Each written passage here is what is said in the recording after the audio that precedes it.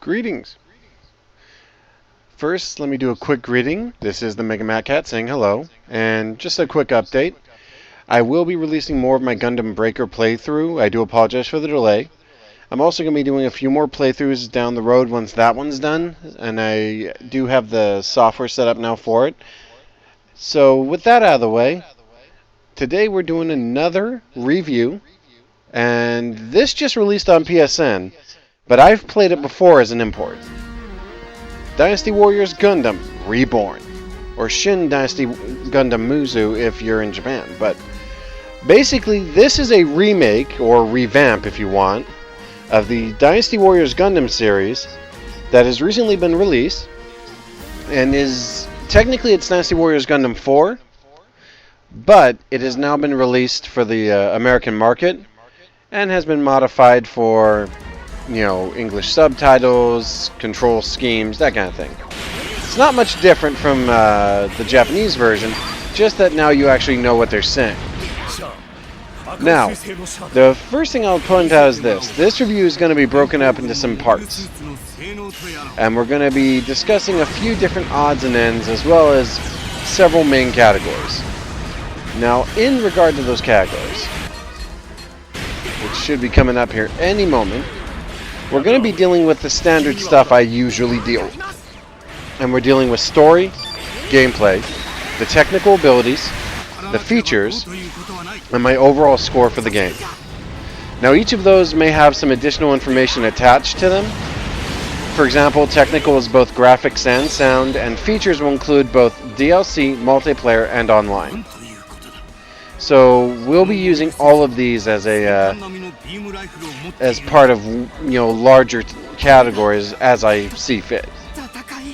Now, for those of you not familiar, the Dynasty Warriors Gundam is a third-person action series that deals with sort of the giant robot anime Gundam, which we talked about in my last review, but has it as a very much does as a very much action-focused series. And basically what you're dealing with is a third-person action hack-em slash-em, you know, hack and slash as they call it, in which all the enemies are giant robots rather than people. Now, we're also going to be discussing some additional things in this review, and I will do my best to cover them quickly when they come up. Now, I will be discussing how this game compares to its previous 3 iterations.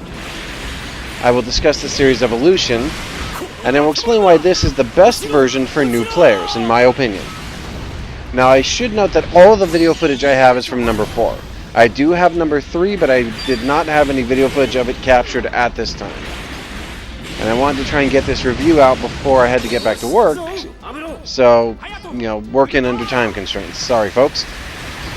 Now, on that subject, first things first, with any Gundam game you have to get to the story. So, without further ado, let's get to work on the story.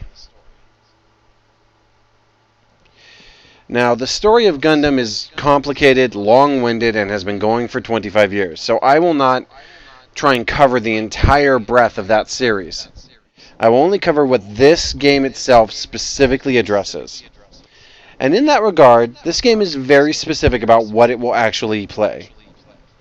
The story for this game has 5 major components dealing with 5 of the big-name series from the Gundam universe. Now, among those series is the original Gundam, which is, we're seeing some of the cinematic footage from it here, but it also has Gundam, it has Zeta Gundam, it has the Char's Counterattack, and both of the Gundam Seed series as well. It also features what is available from Gundam Unicorn, which at the time of this game's creation was not yet complete. It's still not complete technically, but... Now, the game breaks its story up into different pieces. Certain major events and certain issues are shown as full cinematics using the 3D engine you see in front of you. On the other hand, there are other scenes that we'll get to in a minute that deal with the story only in the pieces as, you know, still footage and and communication. the vocals and dialogue given between the characters. And thankfully all the game's dialogue is now translated in subtitles, but there is no English. Which, admittedly, it's a mixed bag. Some of the characters, their English voices suck, and they just do. Amuro, Fraubo, all those people. A lot of them have annoying or nasally voices or whiny voices that are just irritating. Now, on the other hand, some of the characters, I feel their English voices were always superior. Char, in particular, I have always felt had a better English voice than a Japanese voice. Same with certain other characters like Tres Kushinada, Rambo Rao, Makuve, and so forth. But that is a personal opinion. And for fans who are, devoted to the original Japanese soundtrack and voice work, you're going to get your money's worth because this is all the original cast from the Japanese show. So, you're not going to lose out on that. For people who would have preferred it in English, it is a bit of a letdown, but the subtitles are translated accurately enough that, you're not going to lose any of the story. Now, for the most part, I feel that the story that they chose in this game was very well selected, though I think that choosing Destiny instead of something like Stardust Memory, bit of a mistake. I also feel they could have done the Gundam Wing and maybe some of the other smaller Gundam stories as additional content. That being said, they had to try and balance the story with other modes and to make sure that they could fit as many units and mobile suits as they could. And what they wound up doing was a fairly balanced job. I do think that of all of them, the Zeta is the best. It's the most accurately portrayed of the series, in terms of how well it translated to the video game itself. The graphics and imagery work best for that series. And I do think that the best thing they could have done with this series was to, cut the core stuff in. The original Gundam, Zeta Gundam, Char's counterattack.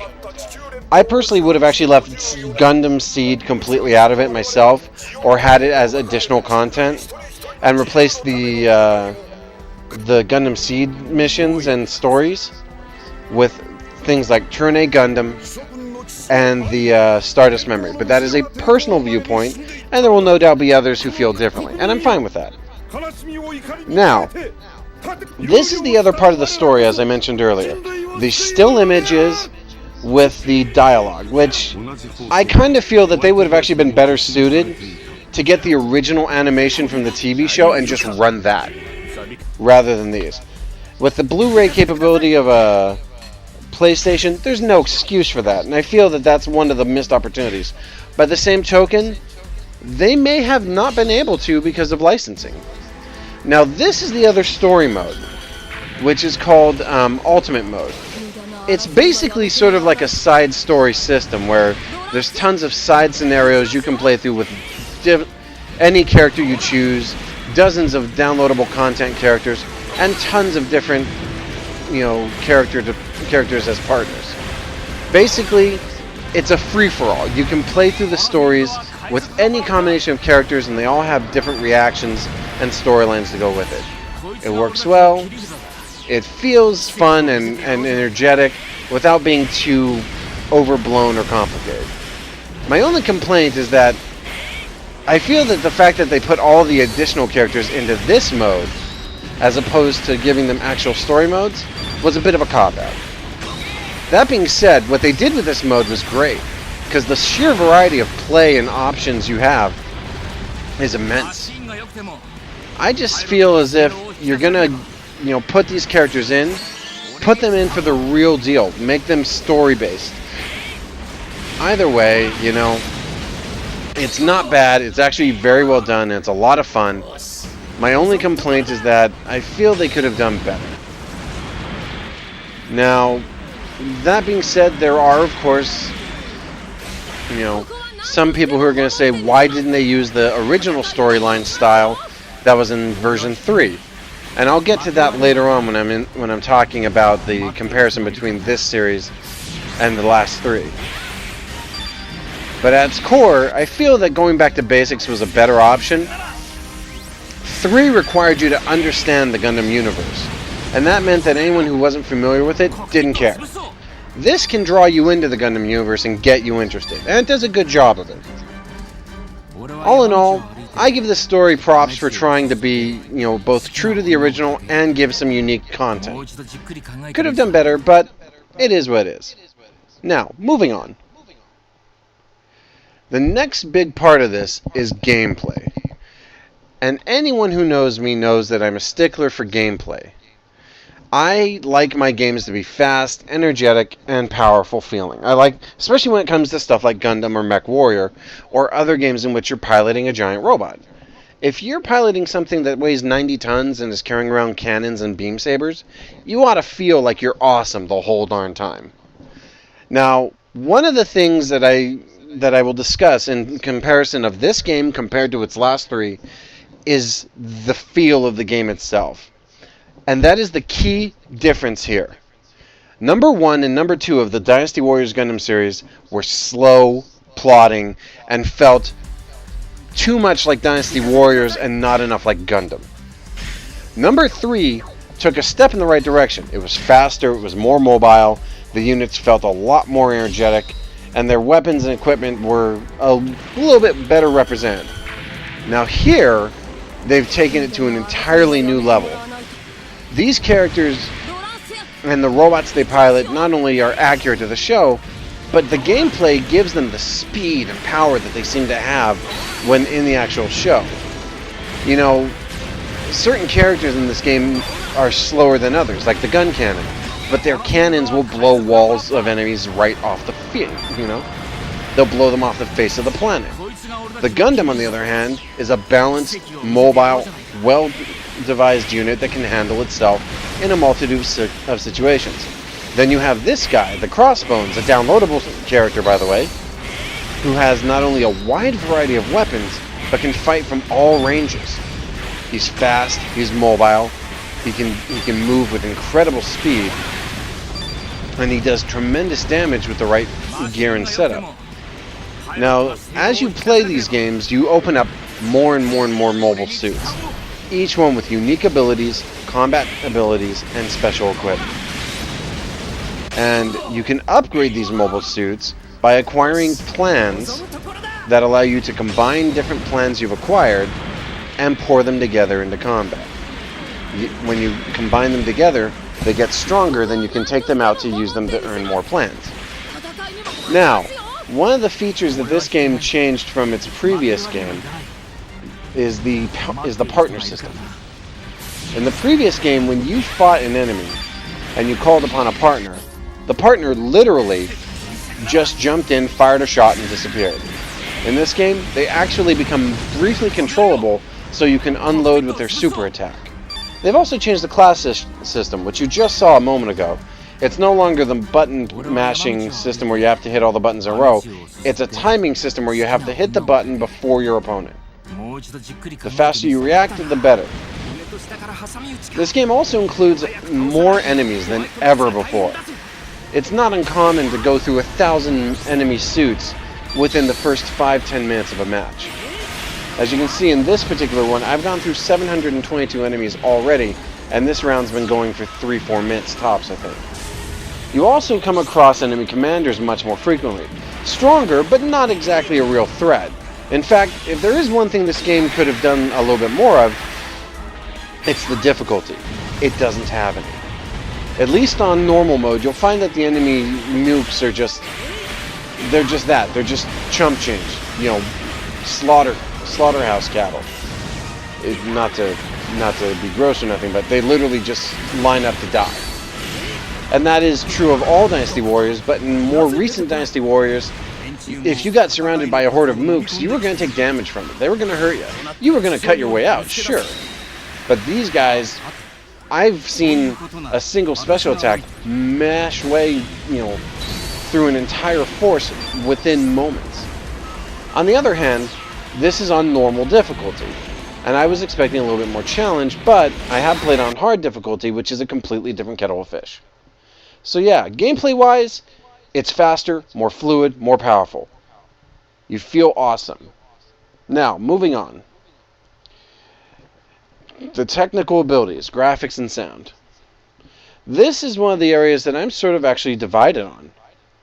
And I'll get to that in a moment. Just as with the gameplay, which I feel is an improvement over its previous games, including, the increase in speed and the better combo system for the units, the technical and sound abilities, the graphics and sound, have both improved in ways and decreased in ways, in my opinion.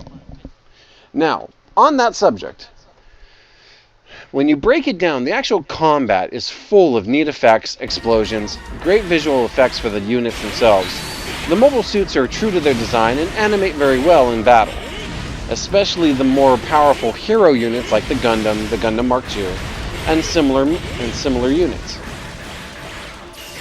And on that note, the game's special effects for the super techniques are the best in the series, even if the camera is now pulled back a little bit farther than it should be, in my opinion. Now, that being said, the camera change is actually a good thing, because now with the greater amount of enemies on screen, the pullback on the camera gives you a broader view of the battlefield, and you see better, so you know what you're fighting and how many to deal with. Other special effects include background shifting and moving as your characters change planes.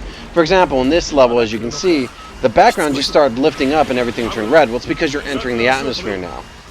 And you'll see the background changing as you do that. Now, this is part of the story, and it happens in several different stories. But there are effects like this throughout the game, including, holes in a colony venting into the vacuum, or, cars and trucks exploding as you step on them. Little details like that give very interesting, effects that wouldn't be there otherwise. Now, outside of battle, you're dealing mostly with the static images and the cinematics, the CGI cinematics, which the CGI stuff is very well done and highly detailed for what it is. Now, could it be better? Probably, but that would betray the actual style of the show. Instead, they found what I think is a good balance between the style of the show and the style of the game itself. These small vignettes with the static images I always felt were a bit of a cheat, which I did say earlier. But for the purpose of advancing the story, they work well enough and they're not too long-winded. Plus, you can skip them if you want to. It's not a requirement that you watch them at all. I do wish they were more animated. I still think that they should have just slapped the show's actual animation in this place. But it is what it is. Now, the sound is extremely good, especially the sound effects and music. The voice acting seems alright to me, but like I said, I would have preferred the English track instead of the Japanese as an option. That being said, it uses all of the original music from the shows and has tons of additional tracks that are based upon the shows or are modifications thereof. They're very good and they're very, very well done. They have the right, feel of epicness and heroics and loss and all the other things that are a major part of the Gundam universe. But at the same time, they're just there to be background, and they work in and of themselves. You won't really be paying too much attention to it when you're playing. So overall, graphics and sound are effective and work for the purpose of the game, but by the same token, they're not going to win any awards. Still, I thought they did well, and I think for most Gundam fans, they'll be pleased with what they see. Now, for features, we're talking the game modes, the online, and DLC. And this is one of the areas in which this game really is trying. The game not only includes all the standard stuff for the single player, such as building better mobile suits, training, story information, and all that, but the addition of Ultimate Mode is absolutely one of the best things they could have done to expand the game's play. Because now you can create your own battles, your own stories, and your own events by creating, putting together different pilot partner combos and playing through these different scenarios. You can get ranked up on those scenarios or even work with other people online to complete them more effectively. Online, co-op, and local is both available, and the game handles it very well. I do feel that the amount of energy they put into it is very impressive, and there's several DLC campaigns that are now available to the public, as both individual items or as a package you can buy. Very neat stuff, and it's all the DLC that was released in Japan, including new suits, pilots, scenarios, games, and all other kinds of stuff. Basically, I would recommend that if you're getting this and you're a Gundam fan, make sure you set aside some extra cash for that DLC package. It's going to be worth it. Now, that being said, as you can see, this game features tons of pilots and tons of mobile suits. Every one of these pilots represents a series. Every series has its own set of mobile suits available to it. Some have more than others. Certain ones only have 1 or 2. Others have 4, 5, or 10. Anything from the main series is going to have a lot of different suits, both good guy and bad guy, with a lot of variety. As I said earlier, this is one of the DLC characters, the Crossbone Gundam, and he is one of the more unique versions of the Gundam universe. He's also equipped with some of the most interesting weaponry, so it may be worth it just to get the download for these kinds of bonuses, because these units can change the game immensely.